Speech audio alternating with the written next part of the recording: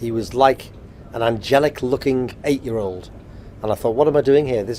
He couldn't be capable of anything like this.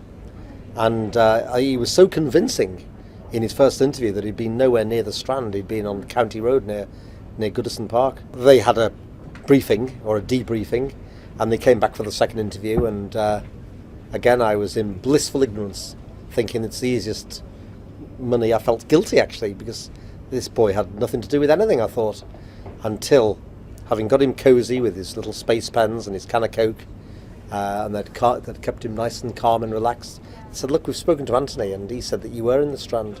No, we weren't, we were in County Road. And then there was a silence. Well, we were in the Strand, but we never grabbed a kid.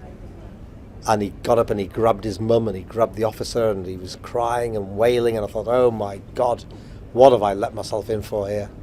It was, the walls came crashing in at that moment, yeah. And I knew what it was like, and it was, oh God, it was like a living nightmare. But the difficulty looking after his mum and dad, because I was acting more like a social worker, because both mum and dad, who were very respectable people, were going through a nightmare. They both had nervous trouble. What were they like? Very nice and polite and good people, lovely people. Any explanation as to what well, they didn't have any clue about what was happening. They didn't have a clue, and they weren't from the perfect example of a broken home. Can't speak for Thompson. Don't want to say anything about Thompson. But as far as he was concerned, he was no different from, his background was no worse than any kid in Liverpool. No worse at all.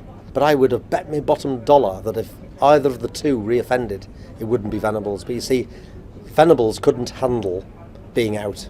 And I came out with an expression. I did an article for the Sunday Times, and I ended it by saying they may be at liberty, but they'll never be free. And Venables may have had his liberty, but he was never free, couldn't handle it, and I think it was almost a cry for help from him to get remanded back into custody.